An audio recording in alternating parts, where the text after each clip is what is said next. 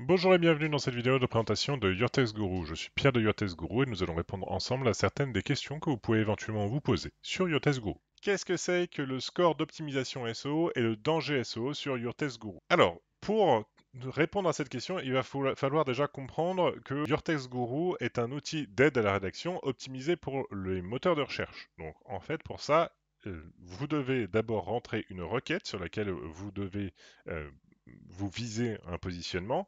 Donc vous cliquez ici, vous rentrez la requête telle que vous la taperiez dans Google et vous sélectionnez la langue et la locale que vous visez. Bien évidemment, si votre requête concerne du français de France, vous sélectionnez français de France. Si vous sélectionnez français de Suisse, vous n'aurez pas les mêmes résultats. Ici, j'ai des requêtes qui m'intéressent, donc recettes avec dinde Thanksgiving par exemple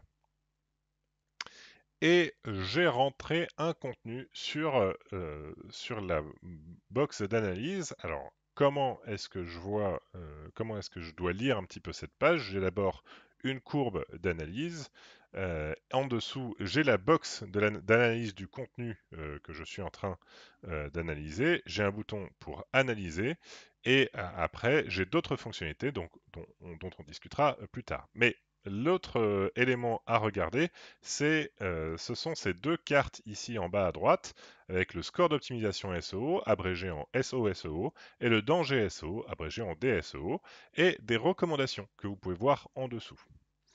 Alors, le score d'optimisation et le score de danger, qu'est-ce que c'est exactement? Le score d'optimisation, c'est euh, la contribution de chacun des termes, des top termes que vous devez utiliser d'un point de vue algorithmique, donc chacun des termes du champ lexical attendu par Google, euh, qui va contribuer à répondre à une note, plus ou moins, telle que répondent les concurrents. C'est-à-dire que votre objectif ici, c'est de répondre à ce que Google attend de la meilleure des façons, en tout cas meilleure que celle du concurrent. Ce score d'optimisation, vous le retrouvez chez les concurrents en cliquant sur les concurrents de la SERP. Donc c'est la première colonne après l'URL. Ce score d'optimisation, vous devez viser un peu au-dessus de la moyenne du top 3, et puis le score de danger, vous ne devez pas dépasser les 5 valeurs les plus hautes de la SERP. Cette recommandation, elle prend forme dans la carte, donc on vous donne la moyenne du score à atteindre en SOSO. Pareil pour le DSO, le score à ne pas dépasser, c'est 10. Et ici, le score d'optimisation SEO, il faut viser entre 59 et 65. Ça tombe bien, on est à 65. Mais comment est-ce que je peux voir où est-ce que je peux améliorer un petit peu mon contenu par rapport à ce que les concurrents ont?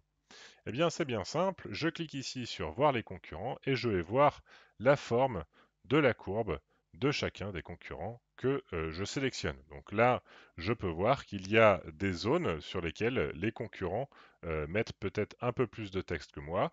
Peut-être que c'est plus intéressant, peut-être que ça l'est moins. En gros, mon objectif, c'est donc de faire mieux que les concurrents sur un score global et en particulier sur la partie à gauche de cette courbe. Et vous verrez que vous aurez plus d'impact sur le score d'optimisation SEO si vous travaillez les termes qui sont à gauche de la courbe, en tout cas à gauche de la ligne de démarcation. Voilà, c'est tout pour cette vidéo. J'espère que j'ai répondu à vos questions. N'hésitez pas, si vous en avez d'autres, à nous envoyer un message à support@yourtext.guru. Je vous souhaite donc une bonne journée et bon courage pour vos optimisations.